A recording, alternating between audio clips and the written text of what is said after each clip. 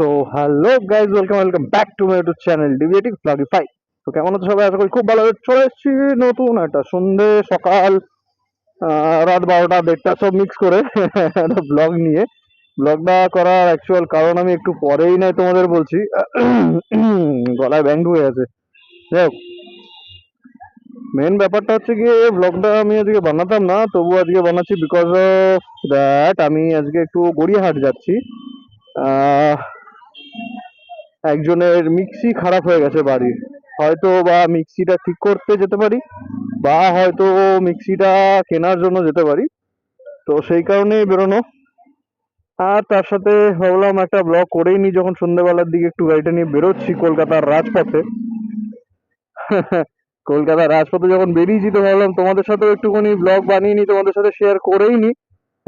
কেননা বাইকে কিছুটা একটু মডিফিকেশন করেছি, কিছুটা একটু মানে অনেকটা অনেকটা ডিফারেন্স, অনেকটা মানে অনেকটা। মানে একটা তো ছোটখাটো জাস্ট মডিফিকেশন করা, ফ্ল্যাশার লাগিয়েছি, সেটাও নিজে থেকে লাগিয়েছি। ফ্ল্যাশার লাগাতে গিয়ে আমার অনেক সমস্যার সম্মুখীন হতে হয়েছে। মানে রীতিমতো রাত 12টার সময় আমি ফ্ল্যাশারটা লাগানোর জন্য বসেছিলাম। দোষটা যদি বা আমারই ছিল, ফ্ল্যাশারটা লাগিয়ে ফেলেছিলাম আমি। ঠিক আছে, কমপ্লিট হয়ে গেছিল কাজ আমার আধা ঘন্টার মধ্যে। তো আমি একটু এক্সট্রা পাকামো মারছিলাম, সেটা হচ্ছে গিয়ে আমি চেষ্টা করছিলাম যদি ফ্ল্যাশারটা মানে ইন্ডিকেটরের সাথেও যদি সাথে আমার যে ডিআরএল দুটো আছে, ডিআরএল দুটো তো তোমরা দেখেছো ক্রস করা। তো আমি ভেবেছিলাম যদি ডিআরএল দুটোর সাথেও যদি কানেক্ট করা যায় কোনো রকম ভাবে, তো বেশ ভালোই হয়।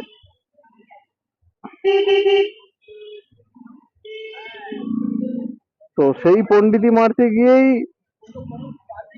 আমার মানে ডিআরএল দুটোকে নিয়ে পণ্ডিতি মারতে গিয়েই আমার একটা ফ্যাসাদে পড়ে গেছিল। আমি রীতিমতো আমার ভেতরে জান, কিডনি, লিভার, হৃৎপিণ্ড সব বেরিয়ে মুখে চলে এসেছিল। ঠিক আছে, জাস্ট কিডিং গাইজ। সেটা হচ্ছে কি, তোমার ফিউজ উড়ে গেছিল বাইকের একটা, এর আগে হয়েছিল আমার একটু ভুলের জন্য, সেটাও হয়েছিল, বাট সেটা শোরুমে নিয়ে গিয়ে করিয়েছিলাম। বাট সেটা যখন শোরুমে নিয়ে গিয়ে করিয়েছিলাম, একটা ফায়দা আমার হয়েছে দাঁড়িয়ে থেকে দেখার। তো ফিউজটা যখন রিপেয়ার করছিল দাঁড়িয়ে থেকে দেখেছিলাম।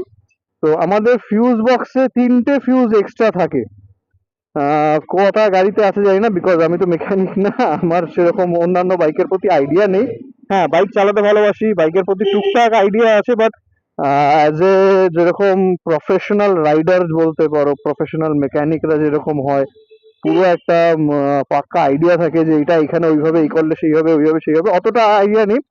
বাট আমার এক্সট্রিম মানে আমার শ্যাডোর ওপর এতটা এক্সপিরিয়েন্স হয়ে গেছে এই কয়েকদিনে, বিকজ দেখতেই পাচ্ছ মোটামুটি 15,000 চলে গেছে আমার গাড়ি, পুরো 15,000 আজকে ডান। ঠিক আছে, মানে এই মুহূর্তে ডান হয়েছে পুরো 15,000। ঠিক আছে, তো 15,000 চালিয়ে একটা জিনিস আমি শ্যাডোর সাথে থেকে থেকে বুঝে গেছি, শ্যাডোর কোন নাড়িটা টানলে, কোন নার্ভটা টিপলে আমি ওর হার্টবিট বুঝতে পারবো, ধকধক আওয়াজটা বুঝতে পারবো। তো এই জিনিসটা আমার এক্সপিরিয়েন্স হয়ে গেছে, তো যার জন্য যখন ফিউজটা উড়ে গেছিল, মানে অ্যাকচুয়ালি আমার সাইড প্যানেল এগুলো খুলতে আমার প্রবলেম হয়েছিল। যাই বলে, তো আমার এই সাইড প্যানেলটা মেনলি আমার খুলতে গিয়ে প্রবলেম হয়েছে, যার জন্য ওইটাতে টাইম লেগেছে। কেননা বাইক তো এরকম করে সাইড প্যানেল খুলিনি। হ্যাঁ, হেড খুলেছি বহুবার, হেড খুলে ফগ নিজে লাগিয়েছি, ফগে কানেকশন করেছি, ফগ ডাইরেক্ট করে দিয়েছি ইন্ডিকেটর ফিন্ডিকেটরের, সরি পাস লাইটের সাথে, আপার ডিপারের সাথে ডাইরেক্ট কানেক্ট করা। এই সুইচটা আমার হ্যাজার্ডের জন্য রয়েছে।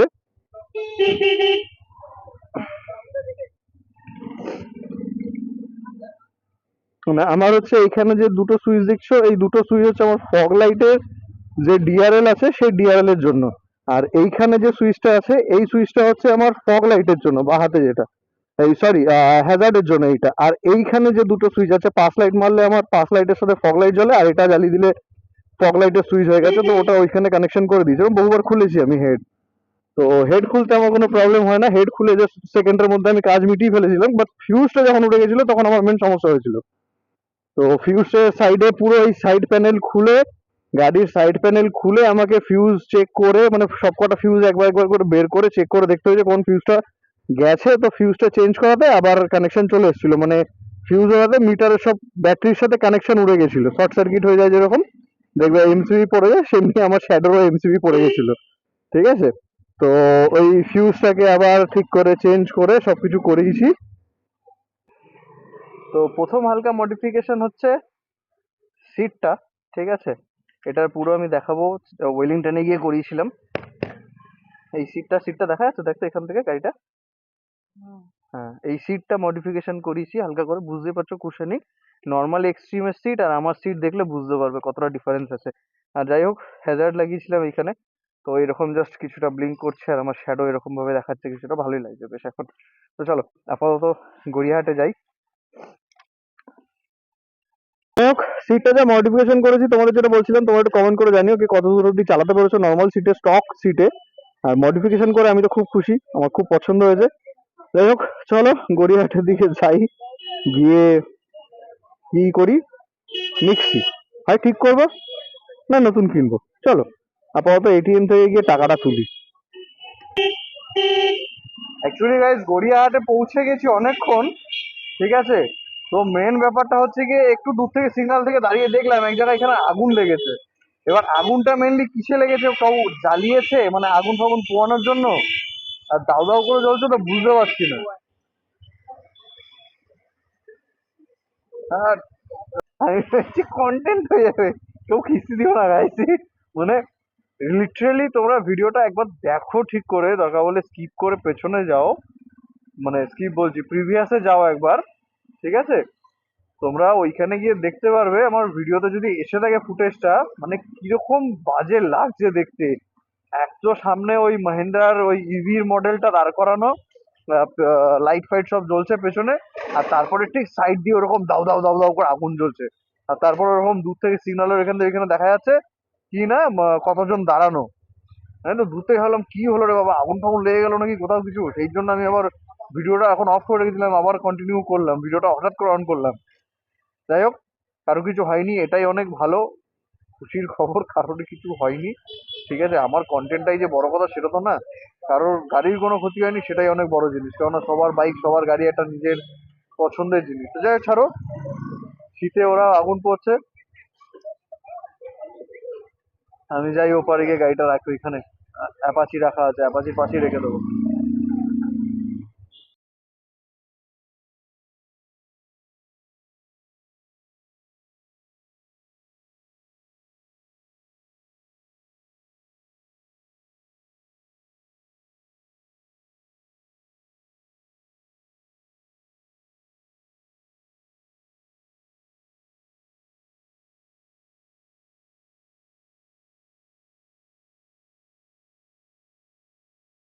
ও বাবা, গড়িয়াহাটে আজকে আমার সাথে শুধু স্ক্যামই হয়ে গেল সারাদিন, বুঝলে?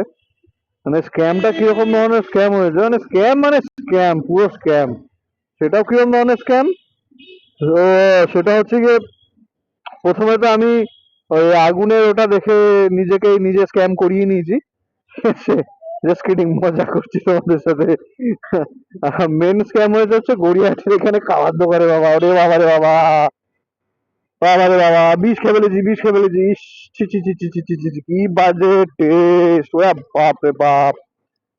ভাই প্রথমে যে ভিডিওটা তোমাদের দেখালাম ওইটায় যে এই তোমাদের ক্লিপটা দেখাচ্ছি, এই যে ক্লিপটা দেখলে এই যে মোমোর যেটা রয়েছে না, মোমো স্টলটা, ঠিক যে মোমোটা, উফ বাবা কি বিষাক্ত খেতে। চিকেনের তো সি পাইনি খুঁজে আমি, ঠিক আছে? সি ফর আমি রীতিমতো, মানে কি আর বলবো বলে না, খালি গাল দিতে পারছি না, তাই আর কি। মানে বাড়ির লোকজন সবাই দেখে তো সেই জন্য সি ফর যেটা আছে, হিন্দি বাংলা যে যেটা ধরবে ধরে নাও। তো রীতিমতো চিকেনের সি খুঁজে পাইনি, কিন্তু চিকেনের সেই সব জিনিস খুঁজে পেয়ে গেছি। মানে রীতিমতো মনে হলো আমার মাথায় যেন সি লেখা রয়েছে, বুঝলে? 70 টাকা প্লেট নিয়েছে প্রথমে। মোমোটার দাম শুনে আমি তো, প্যান ফ্রাইড মোমো 70 টাকা, যেখানে আমরা খাই 120 টাকা 150 টাকা প্যান ফ্রাইড মোমো খাই নর্মালি, ঠিক আছে? তো সেইখানে যদি 70 টাকায় মোমো, চ তাহলে খাবো। এমনি প্যান ফ্রাইড মোমো খেতে ভালোবাসি, আর এই আমার পেছনে যিনি বসে রয়েছেন সেও প্যান ফ্রাইড মোমো খেতে ভালোবাসে, প্যান ফ্রাইড লাভার। তো হ্যাশট্যাগ প্যান ফ্রাইড ফ্যামিলি কে দিও কমেন্ট বক্সে। মেন ব্যাপারটা হচ্ছে গিয়ে ওই রকম কেস হয়ে গেছে। তো প্যান ফ্রাইডে যখন নিয়েছি না ভাই, প্যান ফ্রাইডের মধ্যে চিকেনের চি খুঁজে পাইনি, সিও খুঁজে পাইনি, ক্যাপসিকাম পেয়েছি, পেঁয়াজ পেয়েছি, বাঁধাকপি তো ভরে। হ্যাঁ, সি ফর ক্যাবেজ, ঠিক ঠিক ঠিক ঠিক, ক্যাবেজ ছিল ভর্তি, মানে আর তুমি স্যুপ বলো, মোমোটা তো তোমরা দেখলে এখানে স্যুপটা কিচ্ছু না, জাস্ট গোলমরিচ, নুন, একটু হালকা স্পাইস ছিল, হালকা হালকা স্পাইস ছিল। আর পরে খেয়েছি ওই কার কেবিন, কার কেবিন রে ওটা? হ্যাঁ, শঙ্কর কেবিন। শালা কেবিন বলছি, দাঁড়াও, সিগনালে লোকজন তাকিয়ে হাসবে তারপরে করবে। হ্যাঁ, তো যেটা বলছিলাম, শঙ্করদার কেবিন, মাফ কাজে বলছি শঙ্করদা, তোমার যদি তোমার কেবিনে একদিন ঢোকাতে পারি না, পেছনে ওই তোমার চিকেনের কি ছিল ওটা, গোল্ড বলো সোল্ডো কিছু একটা ছিল, আর তোমার ফিশ ফিঙ্গার, তোমার ওই ফিশ ফিঙ্গার কাসন্দি লাগে পেছনে ভরে দেবো আমি। শালা ফিশের ফি তো পেলাম না, 25 টাকা করে ফিশ ফিঙ্গার নিচে এক একটা, তবু দিয়েছি 25 টাকা করে, দেখতে বেশ ভালো লাগছিল, মানে বড় বড় ফিশ ফিঙ্গার, মোটা মোটা। হ্যাঁ মোটা মোটা, মানে অন্য কিছু মাইনে নিও না, মোটা মোটা ফিশ ফিঙ্গার সাথে বড় বড়।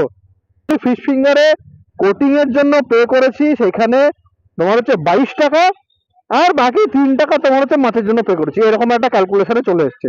আর তার সাথে চিকেনের যেটা দিয়েছে, মানে মালটা তো এরকম বড় ছিল, দেখেই জিভে জল চলে এসেছিল, আমি যার জন্য কিছু খাবো না করে আমি বললাম মুখটা তো একটাই নষ্ট হয়ে গেছে মোমো খেয়ে, তাহলে বাকিগুলো খেয়ে দেখি কেমন লাগে। ফিশ ফিঙ্গারটা খেয়ে তো প্রথমে মুখটা এরকম ভ্যাচকালাম, ফিঙ্গার দেখালাম, এই দেখো তোমরা ভিডিওটা।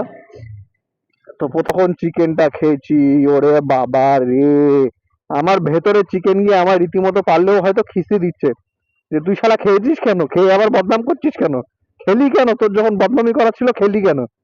ও বাবা, আমার পেটটা কেমন করছে, মনে হয় না পেটের ভেতর থেকে জিনিসটাকে বের করে দিতে পারলে বাস্তা, মুখটা পুরো বেস্বাদের হয়ে গেছে।